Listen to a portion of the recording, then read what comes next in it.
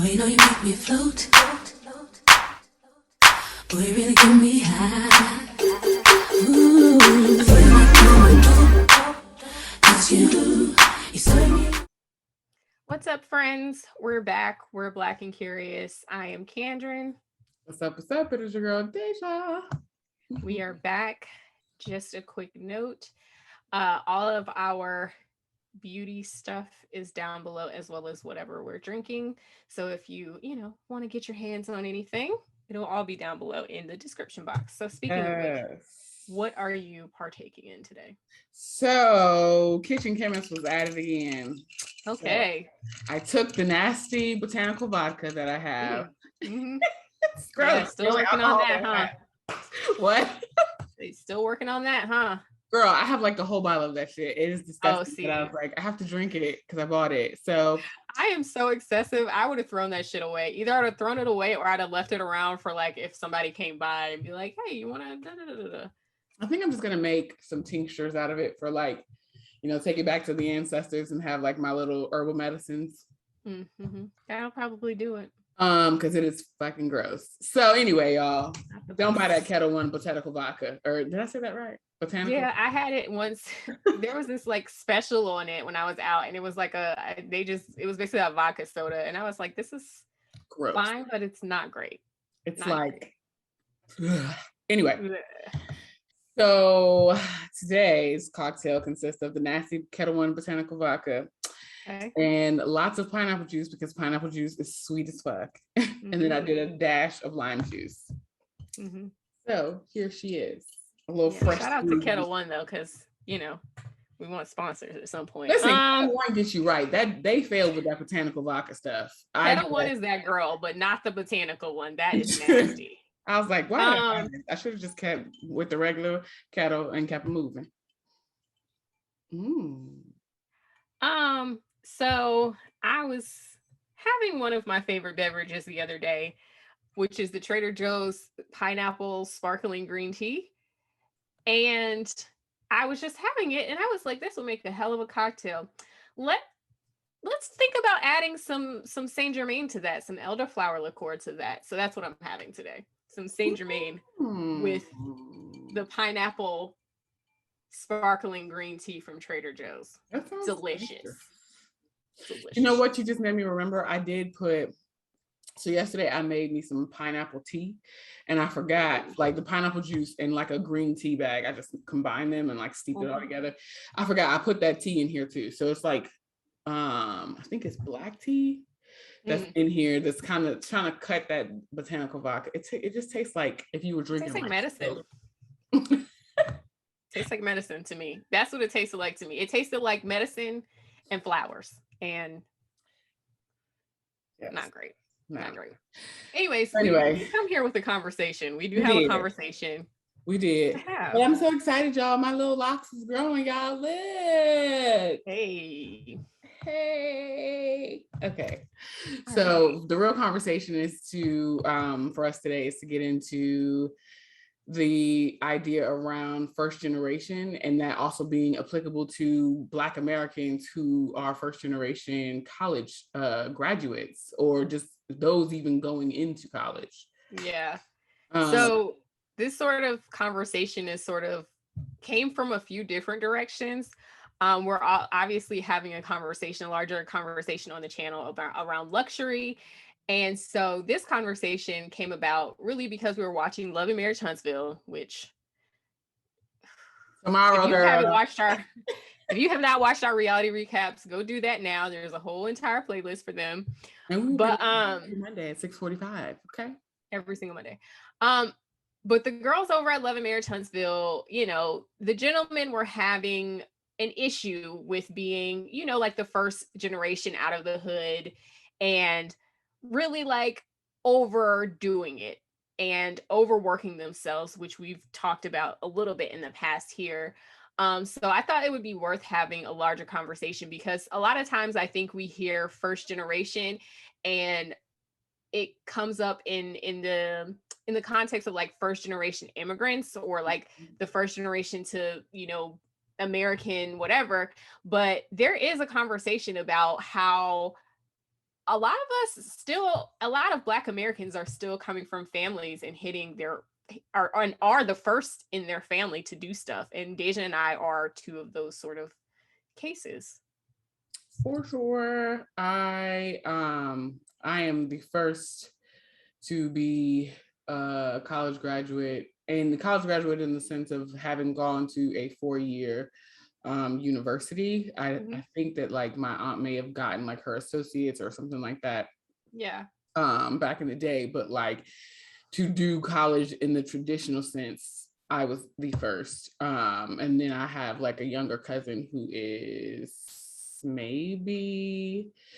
she's actually 17 years younger than I am. And she went off to college as well. And I think she was going into like pre-med or something like that. But nonetheless, like the experiences that we have are probably very similar, but different at the same time. That I think that she may have been, she also was first generation to go straight out of high school. I think it's a lot of pressure that's applied to us as it relates to like, okay, well, you went off to school and then you come back and you like, it's like your family members have this whole belief system that you know how to do all these things that they don't necessarily understand. So they put it all on you or expect for you to figure it out. And I just personally, I have often felt like I have like this huge weight on me because I am it. So to go into like, I talked about before on a couple of episodes that I went into my master's program and I got practically to the end. And at the end is when we were doing our clinical field study, basically where I was working in the field, but still in grad school. And I realized I don't want to do this type of work. I don't know that I want to continue on at the rate at which I'm going, because I was working full time. I was interning like I think 16 or 18 hours a week, and still trying to have some sort of a life. And like my life was non-existent. Those are the things that I was doing. Yeah. It's definitely a gift and a curse. We'll get to like the benefits of it later. And I think we'll talk about that a little bit more in our next conversation where we have a guest joining us. But really, I was very aware at a young age, probably younger than I should have been, that, you know, it was on me. And I took that responsibility very, very seriously. To the point of going, like you said, that you got there and you realized this is not for me. Well, I had the same experience, but I felt compelled to complete it because I was just like, I'm already in here. I've already taken out some of the debt. I want to pave this path for the people coming under me and my family, my cousins, because I don't have any, I have a sibling from my dad's side, but not from my mom's family, which I was raised with. So it's like, I wanted to make sure that we knew we could do something else. And to be clear, like my family is not like, I'm not talking about, you know, I didn't start exactly from the bottom. Okay. Like my family is very, the standard Black middle class of like, you work for the utility company or the post office or the city or the federal government. And that's how a lot of Black families really come into the middle class, so to speak. So I come from that type of, you know, upbringing, but I was very aware that like my mom had me young, my grandma had her young. So it's like, I wanted to excel and be the very best version of myself. And I wanted to do it for everybody. And I think I maybe put too much pressure on myself that a lot of people didn't even know I was putting on myself. But in a way, I feel like it's paid off because I see my cousins now and they're doing well. And, you know, they're killing it. And they've had the gumption to follow their dreams and, you know, live away from home. Like I'm really the first person in my immediate family to even leave home. And everybody was very like nervous about me, like, you know, going out into the world. But I knew that was something that my mom wanted to do, but then she had me. So it was like, she needed the support. So so she didn't leave. But I was very like cognizant, like I wanted my other family members younger than me to know like there were other options out there. Yeah. And I don't know that because there's such a large age gap between myself and my younger cousins, I didn't really think about that. Yeah. I was the baby at that too, when it comes to, as far as my family, my immediate family is concerned. It's like my mother's child, and then my cousin, my uncle who passed, and then my cousin James, and then it's me. Yeah. And everybody, even include like my aunt who's passed also, which was my cousin James's mom. She was like, you gotta go to college. You gotta be the one. Yeah. Because like there were opportunities for the other two to go, but they chose not to. Right. And there was I just felt like I remember saying, I think that I'll take a year off and then I'll go into college and, figure out what it is that I want to do and have some time to kind of do that. And my mother was like, that's not happening. You're going to college. Yeah. So I didn't really have a choice. So I got there and I chose a major that I've kind of stuck with all this time, and it fits in to the degree that like I am a life coach at this point.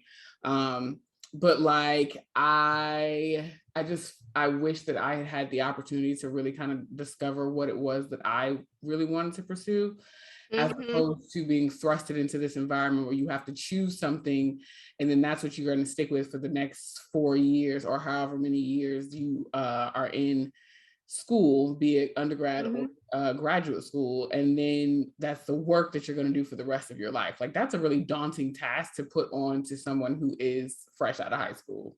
Oh, totally. I agree with that. That's why, and we can have this conversation later too. That's why I believe in like changing your mind and changing your mind frequently and not being afraid to be like, that's actually not what I want to do anymore. Because a lot of us are sitting around letting our 8-year-old, 9-year-old, 10-year-old selves run our whole entire lives. And it's like, girl, you said that at 10. You didn't even know what that meant. I know that I fell victim to that. Real quick before, I'm also like one of the oldest grandchildren. I'm the first girl. And my older cousin married into the family. So I'm actually like the first, one of the first grandchildren. So like that pressure, you feel that pressure of, being the one to babysit, being the one to take care of people, being the one to just like always being the one to have to call for encouragement. Like your cousin is acting crazy, tell him to act right, tell him to be better, tell him to do better, help him with the homework. So it was very, the way my family is set up, like it was very much a village, and it was a lot of times incumbent upon me to do the straightening for the youngers of the youth. Of the youth. So yeah, but yeah, like I was saying before with the, for me, I'm like, I said that I wanted to be a lawyer based on lawyers that I'd seen on TV. I know no lawyers in my real life. So I'm basing it solely on, and like, to be honest, a lot of the stuff that I saw on TV, I actually ended up studying and I found very interesting. I just didn't want, honestly, I didn't want the emotional work of what it meant to be a lawyer. Which is why I do, so I do contracts and stuff like that. Keep it super cute. I will help you with your business. I will help you do that kind of stuff. But I did not want the emotional tax of what it meant to be a lawyer. Say more about that. What does that mean exactly? The constant deadlines, the constant, there is no wiggle room kind of, like the things have to be resolved when they're supposed to be resolved. When you're supposed to go before the judge, you have to be ready. If that means that you were supposed to be on vacation, that means you're going to be doing trial prep on vacation. Like there, like the wiggle room is not there. And depending on what type of law you're practicing, it can be high stress. Your clients can be demanding. If you're doing criminal law, which I knew I was never going to do, that's a whole other level of emotion, because you're dealing with people whose very lives are on the line, you know what I'm saying? And I think it takes a special person to be able to deal with that. And I'm super empathic, and I knew I could not. Like, I knew I would be broken down to the ground every day if I had to do that type of work. So I knew, and it's adversarial, and like for me, I'm not super into conflict. So so this idea of like going back and forth with somebody like as my job, then you have to deal with like opposing counsel, and sometimes they can be jackasses. Like, you know, a lot of times it's fine, but you have to deal with a lot of jackassery, frankly. And lawyers on a whole tend to be jackasses, especially trial lawyers. And so I kind of knew that was not for me. So it's been hard to kind of like, well, it hasn't been too hard because I knew that it wasn't for me. But after you've already invested the money, after you've already invested the education, the time, because that's 3 whole years out of your life, you know, it can be hard. And frankly, there's a status that comes along with being able to say I'm a lawyer. And you know, Yes. and listen, the Florida bar still tells me every single year. I pay them to tell me every single year that I'm a lawyer. Okay. So I am still a lawyer. But there is some undoing that you have to do to be able to make a different decision and stop letting, you know, what you thought you wanted rule your life. You know what's weird is that we're having this conversation, and this is an experience that I'm having currently. And it goes back to like the initial pain point, or not pain point, but the initial statement that we made about being first generation within our families. Like, it was hard to leave graduate school when I was close to finishing and have to like explain that to my mom and dad. Yeah. It's hard for me now to transition out of the work it is that I do on the day-to-day, primarily because like I come from people who see my paycheck as a means for me to keep doing something that I don't enjoy. Yeah. And like, and I think that's typical, especially like when you're, especially like we were talking about being first gen, like when you're the first person in your family to like reach a certain level as young. Like some people get there, but they don't get there as young as you got there. Like it feels a way for you to be like, yeah, but I don't want to do that no more. Even when I, you know, tell my family like what I'm doing or whatever, I try to couch it in a way so they can understand it, which is, you know, for me right now is compliance, which is kind of close to the law. But like when I finally really transition out, they're gonna be like, you want to do what now? And why? Okay. Like, well, does that pay you money? It pays you money? Oh, well, I mean, I get, you know. But yeah, like even the journey of trying to figure this out and trying to figure out what's next and what I want to do, like I don't have familial resources for this kind of thing. I have some I have family friends and stuff that have been able to kind of help guide me, but I don't have any familial support for figuring this out. No, because they don't understand the process or the life that it is that we're living. Yeah, they have no at all. They're like, you know, you're making, especially if you have these conversations, which that was my mistake. I should have never said, oh my God, I'm making da da da da. And then it have the realizations within them to be like, I didn't make that until I was X, Y, and Z. Yeah. Or it'd be like my brother-in-law who like, because he had helped me early on when I was trying to get established as a single adult on my own again.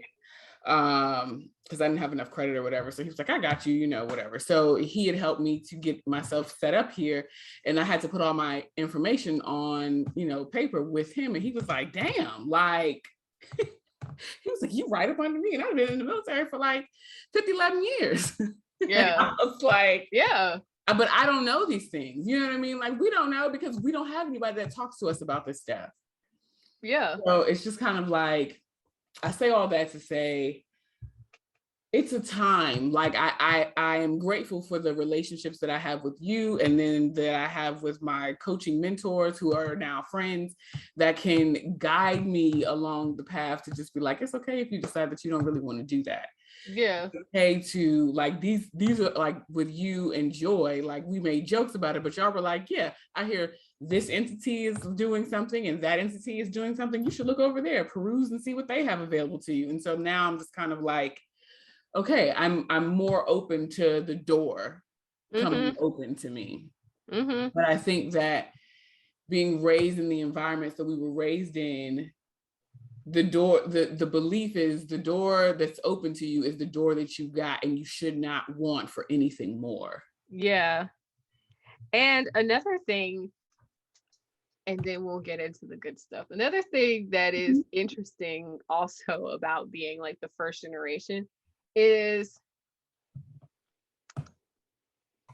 you do the work, but you don't always reap the best rewards. For instance, I'm going to try to keep this vague. I for instance, I'm able to read essays, reword them, rewrite them, like make them dance, honey, make them dance. Okay, words are my thing. I am a trained wordsmith. And so somebody can send me garbage and I can make it sparkle, okay? If I send somebody garbage, if I had somebody proofing my work and I sent them garbage, it was just gonna be trash. As one example. You know what? The shade is that's Virgonic behavior. The Virgo words, y'all, Virgonic as in like Virgos. Y'all be wordsmithies, okay? So people can't come in and do stuff for y'all. Like, don't do that. No. I'm speaking about a specific incident that I'm trying to air, not to air somebody out. Check. All right. Okay. Yeah, but no, I'm just saying, like, but beyond being good with words, like I've always been good with words, but it's like beyond that, I had great professors in undergrad that like taught me how to write. And beyond that, I was trained in law school. That is all lawyering is writing. So like I know how to make words make sense in a way that I'm not sure most people do. That's what I'm saying. Like if you're I can say that.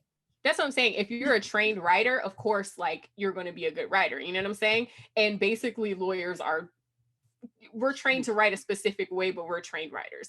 So it's like, those are things that I didn't have the benefit of, or some people, you know, around me or whatever, they can make a phone call, whereas there was no one to call for me. You have to figure that shit out. Hello, yes. Or anytime like any of my cousins have wanted to leave home, I have to have a come to Jesus with them. Like they call me, they're like, what do I do? How do I do this? How do I talk to the people? How do I tell them what I'm going to do? How do I do this? And I've had several of those conversations with my cousins of like, okay, this is what I'm thinking. What do you think about that? Is that okay? You know, like, right. But again, those are not things I had the benefit of. When I left, I was just like, I'm leaving. And that was all it was, you know. I did have one cousin, like one extended cousin that was in outside of Atlanta. So I stayed with her when I went to look for a place. But outside of that, it was like, there wasn't a whole lot of options, you know? So I think a lot of times we definitely, they benefit more than we do. For sure, as the first one out the window, you know. I often feel like an only child in the sense that like I am the baby, but I'm not the baby. Because like for many, many years, I was it as far as the children were concerned. And then all of a sudden everybody started having kids. Right. The children started having kids. So like right. I'm not the baby, but at the same time, my experience is still so damn different. Like I was talking to my mom recently about the experience of my niece and nephew and what they are going through that I'm sure that their parents cannot relate to because they don't understand it. They went from being in places where there was mixed population of children to now living in a predominantly white neighborhood and going to predominantly white schools. Yeah. That is a very unique experience that I had at the age that they are.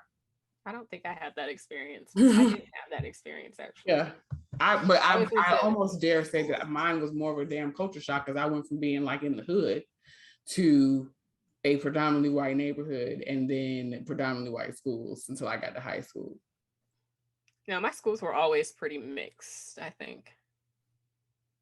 There's a track though. I mean, there is a track where you're in a mixed school and a mixed population, but you're certain classes that you're taking or certain, you know, the certain track that you're on, you find yourself being the only face. But a lot of the but I didn't have that experience that much. Yeah, so it's like that first generation experience, I'm seeing it play out with them, but we're not able to, which is conversations for another day. Yeah, of course. Offline, actually. That I just, you know what, we're just gonna close that door. All right, let's close the door. Let's move on to the good stuff. To the good stuff. We talk a lot more about the good stuff in our conversation with Joy, which is coming up. So we'll leave a lot of that on the table. But I would just say one of the best things is just the pride and like seeing my family watch me live my life out loud. It's been a very cool, touching sort of thing, you know, to the point of where my grandma was kind of like, when I left, and even years after I was gone, she was just like, oh, you're not going to move back? You're not going to move back? Hell no. Don't come back. Right. Like, you don't want to come back home. And my granddad would be like, leave that girl alone. She's living. Hello. Okay. Thank you, granddad. Okay. RIP to a real one. So okay. He understood the assignment. She got to get out. Okay, so yeah, he was just like, nah, you gotta live. My mom, even though, you know, it took her a long time to get adjusted, she's very much like, you're living, you know. And also like, even though Miami is not my ultimate zhuzh, and we've talked about that in the past. I'm gonna try to figure out what video it is and link it in the cards, but it's been so dope for people to come and live with me for a little bit, like have my experience. And like my apartment in Miami, it wasn't like super fancy, but it was dope as hell. Like I lived on the bay. Hello. I'm moving back to that block as soon as I get a chance, or I'm gonna buy a condo on that block. But it was like right on the bay. You can open up the windows, you feel the bay breeze off of there. And like literally you could just walk down. Dehjai and I walked down to the end of the block with a bottle of wine and like went to town. It was kicking it, like did not have to get in a car to go anywhere. So it was just like watching my family react to that was so dope, because they were just like holy, like when they go out on the balcony and you see water, they're just like, oh my God, this is beautiful. Oh my God, like it's a feeling of like, oh shit, I made it. Like I did something. Yeah, good, child. Here.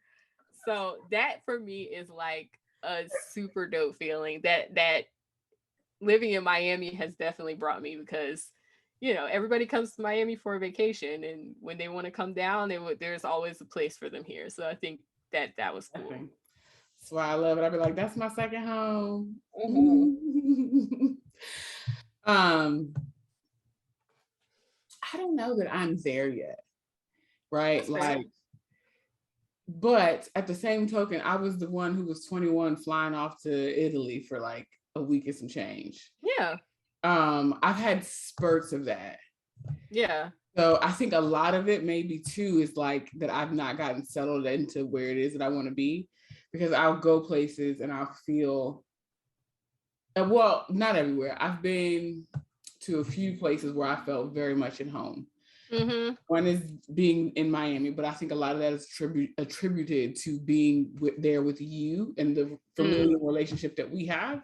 Mm-hmm. The other is New Orleans. And like from the first time I was there, I just felt at home. But I think it's just because of the vibrancy The vibe, the energy, of the us. frequency. Yeah. And like wandering around in the wee hours of the morning drunk and just having a good ass time. Like let me tell you, New Orleans has my heart. And then years and years ago, I had been to Houston. I've not been back. So that's on the schedule for probably top of next year. So we might do a little vlog. Maybe I can get Kandron to come with me. Oh, if you give me some heads up, girl, I'll be there because I love some Houston. I don't know why. I don't know if it just feels like a good place for me. I mean, maybe that might be maybe that might be your next, city. TBD. Who knows? But I think the glimpses I've had of that experience of like, ooh, she's doing things as it relates to my family is those different places that I've been. Like when I talked to mom, especially when I had flown and nobody had heard from me because that was before we really had international cell phones and shit. Mm-hmm. I was really just out here. I called my mom from a Italian payphone. And she was in Iraq at the time. Oh, wow. And she was like, she almost sounded like she was in tears because like they hadn't talked to me in like days because I had been flying. And so she was like, all right, well, you be safe and have a good time. And okay. Because it was just like, because I literally had only been 21 for 2 weeks. So it was like, y'all can't tell me I'm leaving. Or just like my parents have never taken like work vacations in the sense of like the vacation they take is during the holiday season and that's they're gonna be sitting at home on the couch. Or we used to go home to New Jersey where everybody is from, and to see me just be like, all right, well, this year I'm going to go here for my birthday. Next year I'm going to go do this. We're driving to Martha's Vineyard for a weekend. And like my mom and them are like, you're doing what? Like who raised you? Where does this come from? And it's just kind of like curiosity. I've been in the same small, like bubble all of my life. And so I need to see other things so that I know, which everybody does, like, especially Black children. We need the luxury of seeing things to know that the shit exists. Because just because you see it on TV does not equal to the reality of what is actually out there. Yeah. So it's funny because when I started traveling and going to random places, my mom was like, be careful, but she wasn't really surprised. She said I was always obsessed with maps when I was a kid. Oh yeah. Yeah. So she was just like, oh, you liked the world. You knew there was more out there. So she's like, be careful, but this is your judgment. I'm like like from my lips to your ears and God, of course, the two of us together speaking a word. Where 2 or 3 are gathered. There you go. I get that wrong every time. I would like a life of just being able to like travel the world and work from anywhere. Oh, same. In the world that I can. I think that I think that the panorama put a stunt on that in the sense of like, I don't know that I feel so safe to be in the world the way in which we once were, but I still have this desire to let that be my life. Like, let that be a piece of what Black and Curious does, is like, we no longer have corporate jobs, but we do this wild and crazy shit all over the world. And we have conversations about those experiences. Like, that is cool. I would like to do that. Yeah, so, same. if you listen in spirit. Same. So I think that's a good place to land. And do you have anything else you would like to share?